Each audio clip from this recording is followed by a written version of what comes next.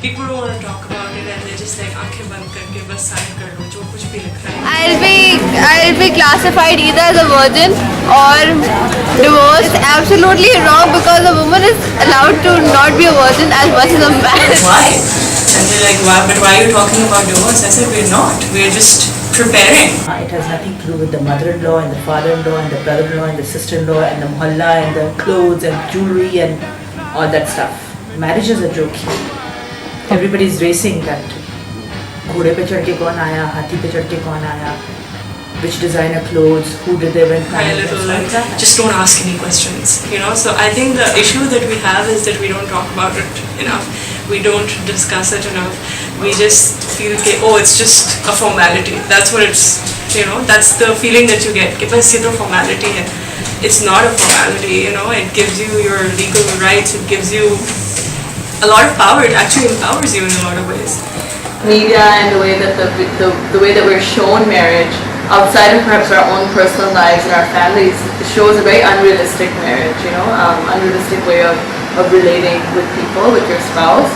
And we also show a very gendered version of marriage. So we usually show the male is dominant and the female is submissive. And if the female is dominant and the male is submissive, usually those are shown as, you know, problematic marriages or problematic relationships between the in-laws. I mean, our whole society is sort of obsessed with marriage, you know, like this being the pinnacle of your life experience for a woman to get married, to have children. People don't read it. People don't actually realize that it's a right. We are talking about the instrument which is used for marriage called Nikah Nama. It is a document which endorses and which reflects the marital bonds between husband and wife.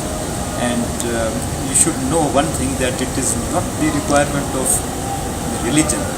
It is the requirement of the land and the laws of lands. Not say that it is flawed.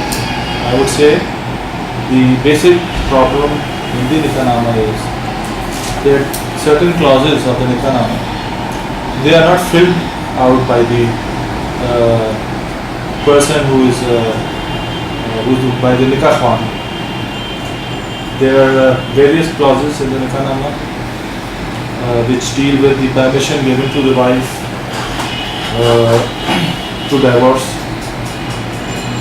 regarding her maintenance, regarding the fact that the husband is already married or not, and if the husband is married, whether he has obtained permission from the arbitration council, and what are the details of that. If you can't handle the contract, if you don't know the full terms and conditions, even in banking, right? So if you don't actually read the legal disclaimers and everything, then you can't actually complain, because you were the one who actually signed without reading the whole agreement.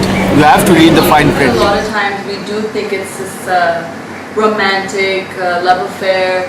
And in many cases it can be. It's not that people don't fall in love and get married and don't live happily ever after together. But at the same time, I think that marriage is more than just the romantic relationship between two people. It's a lifelong relationship which requires financial, spiritual, emotional, mental, all types of different compatibility that we don't really perhaps can understand till we